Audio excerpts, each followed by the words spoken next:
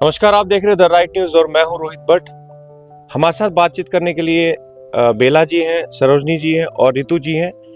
अभी मैं आप सबको ये बताना चाहूंगा कि एक स्पेशल एपिसोड है, क्योंकि कल ही पूना में कश्मीरी हिंदू सभा द्वारा एक कल्चरल प्रोग्राम का ऑर्गेनाइज किया गया। हर साल वो करते हैं, लेकिन कल एक स्पेशल दिन था, क्योंकि कल पूना की जो मातृशक्ति है, इन्होंने एक ऐसी प्रेजेंटेशन दी जिसका सबको बेसब्री से इंतजार था।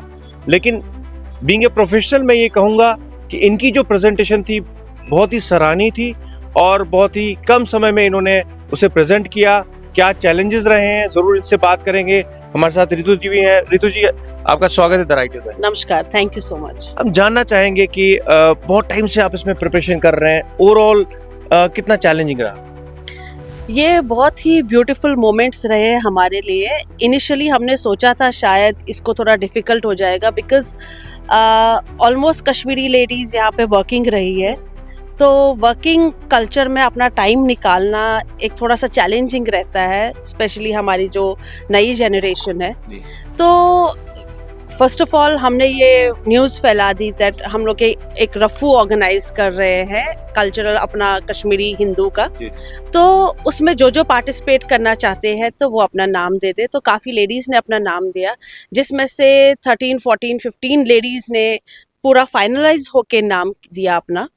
और फिर हम लोग मिले, हमने गाने डिसाइड किए, हमने कॉस्ट्यूम डिसाइड किया। तो ये एक इनिशियल फेज रहा। फिर क्योंकि जो हमारा फेरन एंड तरगा जो हम पहनते हैं, उस ड्रेस को मद्देनज़र रखते हुए, उस ड्रेस की महिमा को मद्देनज़र रखते हुए, उसकी ग्रेस को मद्देनज़र रखते हुए वही कोरियोग्राफी, ताकि उस ड्रेस का जो ग्रेस है वो हमेशा बनाए रहे, उसी हिसाब से हमने मिलके कोरियोग्राफी की। जी जी। तो it's not a single person task, ये हमारा टीम वर्क रहा है from day one till the completion. कल जो हमने प्रोग्राम किया, ये हमारा टीम वर्क रहा है। सब ने अपने इनपुट्स दिए, सब ने अपने एफर्ट्स दिए, एंड मिलजुल के हमने इसको कोरियोग्राफ किया। हर वीकेंड मिलते थे हम लोग, कश्मीरी हिंदू सभा में ही मिलते थे, दानौरी में, यहाँ पुणे में। हर वीकेंड हम लोग ऑलमोस्ट 4-5 घंटे स्पेंड करते थे। काफ़ी लोग हमारे में ऐसे भी थे जो 1-1.5 घंटा ट्रैवल करके भी आते थे। वन साइड 1.5 घंटा, अनदर साइड 1.5 घंटा, मतलब 3 घंटा उनका ट्रैवलिंग में ही जाता था। उसके बावजूद भी फिर 3-4 घंटे हम देते थे और हमें बहुत ही मज़ा आता था। बिल्कुल, मैं फिर से आपको बताऊंगा। मैं आपसे जानना चाहूँगा कि सभी में जो भी आपकी टीम रही है, कितना आपका इसमें ऐसा क्या था कि जिस चीज़ में चैलेंजेस जो आपने फेस किए करते करते, तो वो चैलेंजेस क्या थे? एज मैं सबसे एल्डेस्ट थी इस ग्रुप में, जी जी।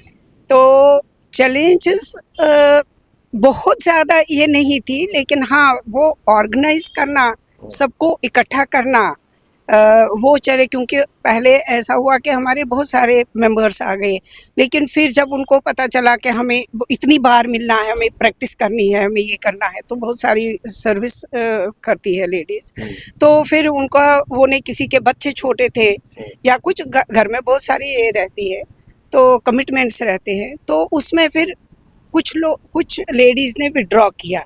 तो फाइनली हम 13 लोग रह गए, और उसमें भी एक के साथ बहुत घर में कुछ प्रॉब्लम हो गई, जिसको हम बिल्कुल भी अवॉइड नहीं कर सकते थे। लेकिन लास्ट मोमेंट पर हमारे पहले के जो ग्रुप आए थे, उसमें से हमने एक को पकड़ लिया, हम दोनों ने, रितु ने और मैंने। तो उसने एकदम से एक्सेप्ट किया, क्योंकि उसके जो प्रॉब्लम्स थी वो तब तक ख़त्म हो गई थी। तो हमने उसको लिया और उसने हमें 1 हफ्ते में इतना अच्छा करके दिया। तो मतलब यही चैलेंजेस आती है, क्योंकि यू नेवर नो कि आपके सामने क्या आएगा, अगले पल में क्या आएगा। जो उसके साथ हुआ तो वो नहीं एक्सपेक्ट कर सकते थे। तो वो सारी हमने ओवरकम करके, हमारे जो सारे बच्चे थे वो भी हमको कुछ सिखाते थे, क्योंकि कुछ नई जनरेशन के थे, उनके कुछ स्टेप्स हमसे ज़्यादा अच्छे थे, तो हम वो भी, मतलब इसमें कोई रितु ने बहुत ज़्यादा एफर्ट्स लिए, और एक लड़की है दीपिका, उसने इनिशियल जो था कोरियोग्राफी वो इन्होंने लिया था, लेकिन उसमें भी फिर काफ़ी चेंजेस आ गई।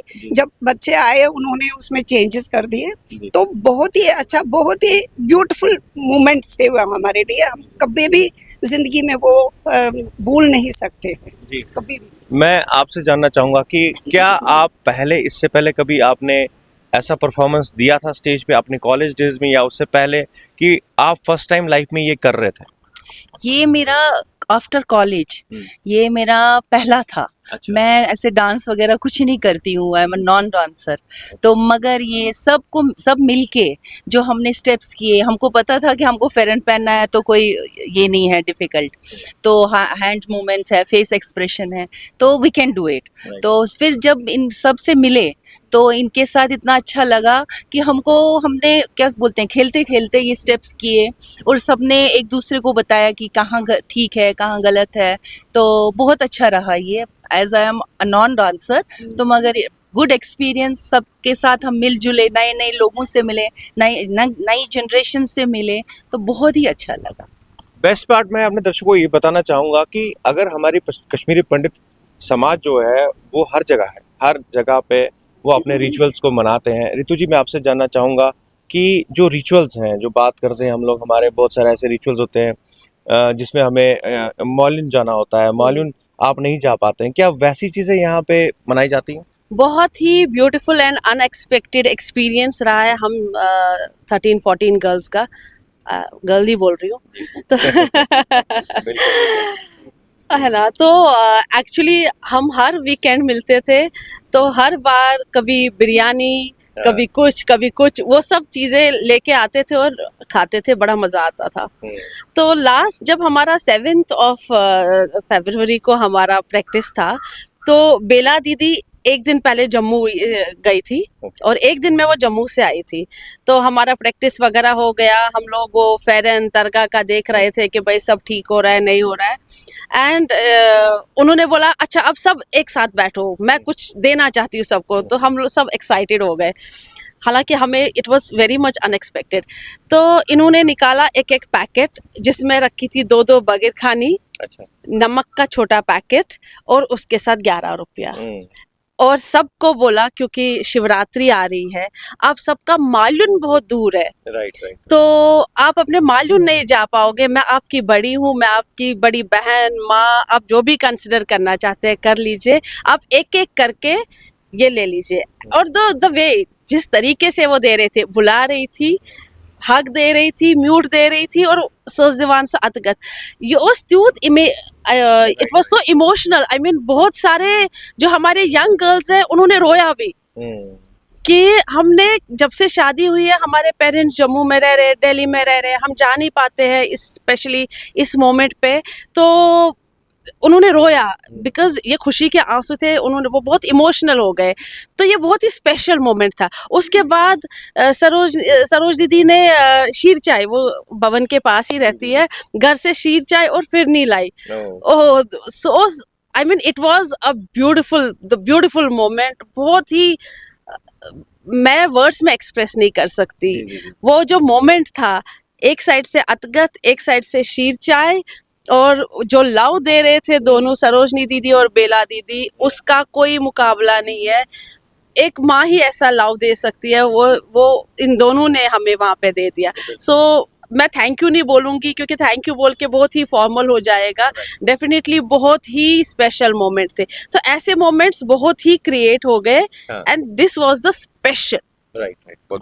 तो आपने देखा कि कितना इम्पोर्टेंट है ये चीज़ें करना, और आपने इन्हें वो प्यार दिया, सबको अपनी बेटियों की तरह, बहनों की तरह वो प्यार दिया। जी, आप यहाँ पे कब से हैं? मैं यहाँ पर 2000 से हूँ। अच्छा। तो 2000 से ही मैं भवन से जुड़ी हुई हूँ। हम आश्रम भी जाते रहते हैं, वहाँ सेवा देते हैं।